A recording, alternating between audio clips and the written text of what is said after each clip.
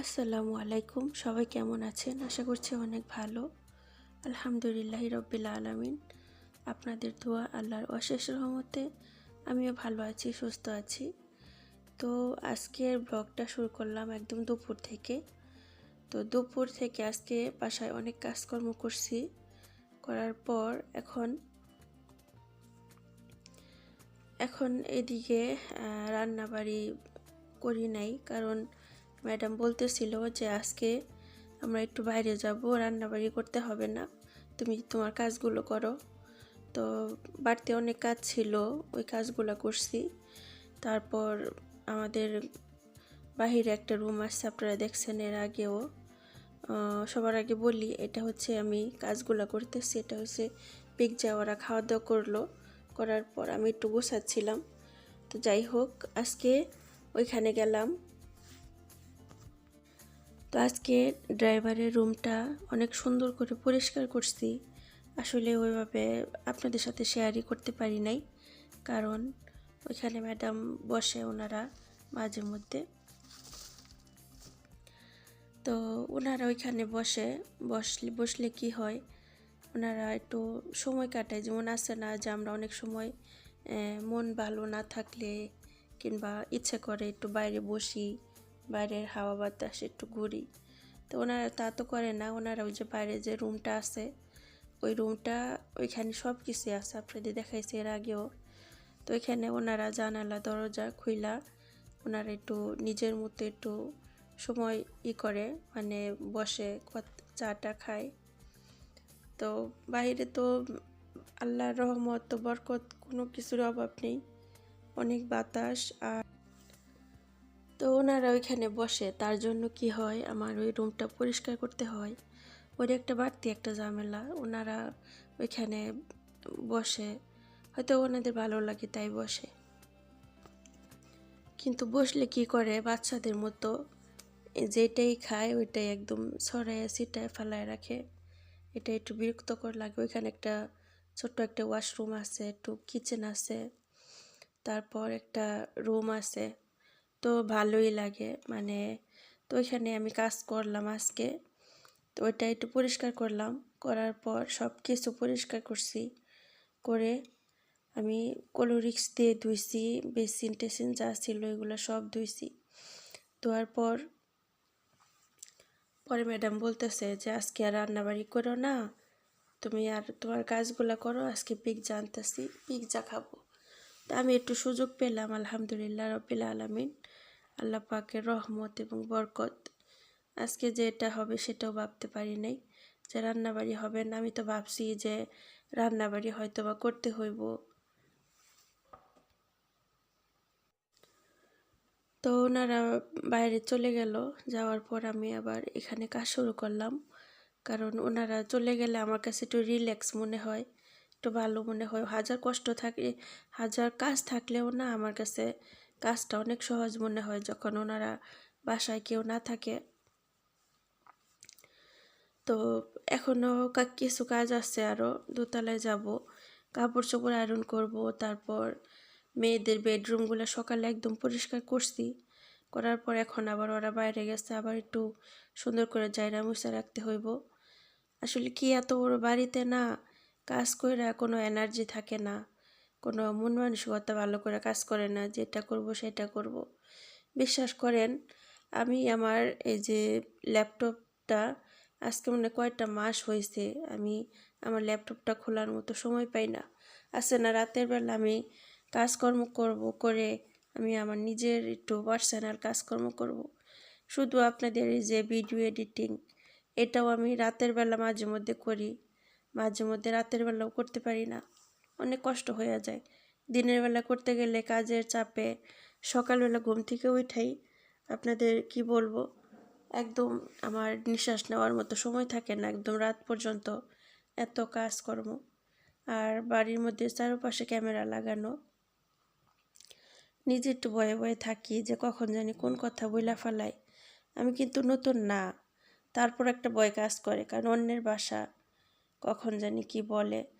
যাদের ম্যাডাম সব সময় চোখের সামনে থাকে 24 ঘন্টা, তাদেরকে আমি মনে করি আমার মতোই। আর যাদের ম্যাডামরা বাইরে কাজ করে কিংবা বাসায় থাকে না, তাদেরটা অন্যরকম। আমার তো চোখের সামনে থাকেই, তারপরে হচ্ছে ক্যামেরা লাগানো, 24 ঘন্টায় যাই দেখতেছেন আমি টেবিলটা মুছতেছি, এটা ওনারা দেখতেছে। আমি কারোর সাথে কথা বলতেছি, ওইটা ওনারা দেখতেছে, শুনতেছে। তো তারপরও আমি ভিতরে রিল্যাক্স নেই যে ওনারা ওনাদেরটা দেখবে, আমি তো আর ভুল কিছু করতেছি না। আমি আমার মতো সময় কাটাই, আমি আমার মতো কাজ করি। আমার মানে কাজের সময় আমি ক্যামেরা যা আছে ওইটা আমি ওইভাবে ফিলিংসও করি না যে ক্যামেরা আছে এটা সেটা। কিন্তু একটা ভয় কাজ করে, না জানি কখন কোন কথা বইলা ফেলায়। হয়তো বা আমি অনেক দিন হয়ে গেছে, অনেক বছর হয়ে গেছে এখানে আসি, তারপরেও আমি একটু অন্যরকম। আমার কাছে সব সময় সব কিছুর এক্সপেক্ট করতে ভালো লাগে। রেসপেক্ট কাকে বলে? যেমন আমি ওনার বাসায় কাজ করতেছি, তো আমি ওনার সাথে একদম ফ্রিভাবে চলবো, এটাও না হয় না। কেন? এদেশের ম্যাডামরা অনেক স্ট্রং। এদেশের ম্যাডামরা যেমন আপনি একটা অফিসে কাজ করেন, ওকে ম্যাডাম, জি ম্যাডাম, হ্যাঁ ম্যাডাম, এরকম কিছুটা। বাট আমার বাসাটা এত না। কিন্তু ওনার যে কাজিনগুলো আছে তাদের বাসায় একদম মনে হয় ম্যাডাম তো না, মনে হয় পুলিশ অফিসার। জি ম্যাডাম, ওকে ম্যাডাম, মানে এরকম করে। তখন আমি দেখে আমি পিঠে হাসি। আমি বলি দেখো, মানে পুলিশের মতো আর কি। তো যাই হোক, কিছু বলার নাই, যে কিছু করার নেই, এক একজনের বাসায় এক এক রকম সিচুয়েশন, এটা হবেই।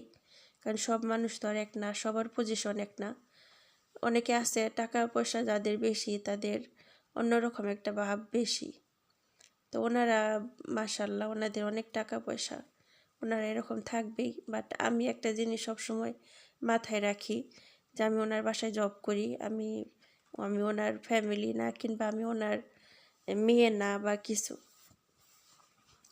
এমনিতে আছে আমি কিন্তু অনেকটাই ফ্রিভাবে চলি, যেটা হচ্ছে কথাবার্তায়, তারপর কিছুটা আমি ভিতরে রাখি না যে উনি আমার ম্যাডাম। ঠিক আছে, বাট আছে না যে অনেক কিছু অনেক সময় আমরা ভাবি, চিন্তা করি উনি ম্যাডাম। আগে অনেক ভয় পাইতাম, আমি যখন যখন প্রথম আসছি তখন ওনার সাথে কথা বলতে ভয় পাইতাম। এখন কিছুটা ফ্রি। বাট যখন ওনার কাজিনদের বাসায় ম্যাডামগুলো দেখি, তখন আমি বুঝতে পারি যে না, আলহামদুলিল্লাহ, আমারটা অনেক ভালো, এই আর কি।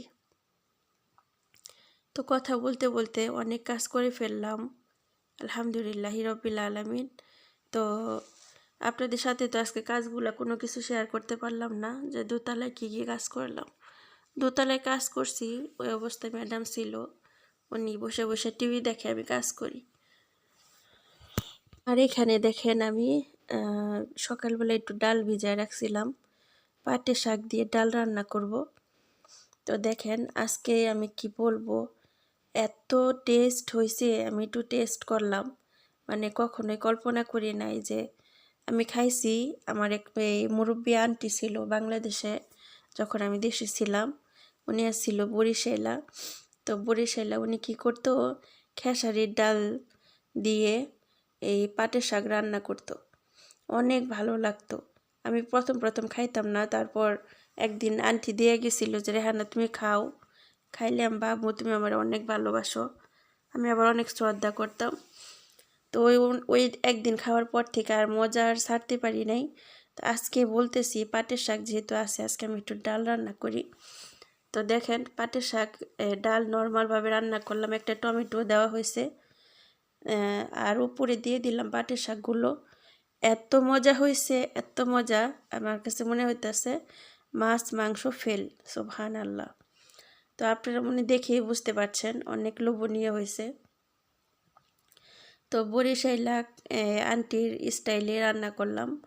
তো আন্টি কীভাবে রান্না করে জানি না, কিন্তু ভালোই লাগে। আর এইদিকে দেখেন রাতের বেলা আমার স্যারে নিয়ে আসছে ডিম, রাতের বাজে 1:30। এই টাইমে আমি শুয়ে পড়ছিলাম, পরে দরজা ধাক্কাইতেছিল যে রেহানা তোমার ম্যাডাম তো উপরে, তুমি করো ডিমগুলা, তারপর এগুলা তুমি করো, এই সুন্দর করে একটু গোছায় রাখো। আর এদিকে নিয়ে আসছে অনেকগুলা দোরা, দোরা বলে, আরবিতে বলে দোরা, এটা হয়েছে ভুট্টা। তো ওনাদের চাষ করা।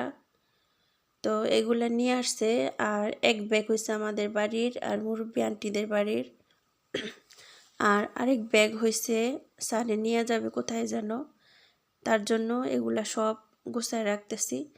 আর এখানে দেখেন কাঁচামরিচ নিয়ে আসছে। এই কাঁচামরিচ এত ঝালের ঝাল, গ্যাসে বার আনছিল, সব আমি ফালাই দিছি। এবারও জানি না কি হবে, প্রচুর ঝাল, প্রচুর ঝাল। তো এই আর কি। তো মাই ফ্যামিলি ফ্রেন্ডস, আজকের ব্লগটা আপনাদের সবার কাছে কেমন লাগলো অবশ্যই আপনাদের মতামতটা কমেন্ট বক্সে জানাবেন। আর আপনারা যারা আমার চ্যানেলে নতুন আছেন, প্লিজ সবাইকে রিকোয়েস্ট করব, সবাই প্লিজ আমার চ্যানেলটা সাবস্ক্রাইব করবেন, আর সুন্দর একটি কমেন্ট করবেন, একটি লাইক করবেন। তো এখানে শেষ করব। আল্লাহ হাফেজ, আসসালামু আলাইকুম। সবার জন্য অনেক দোয়া শুভ কামনা রইল।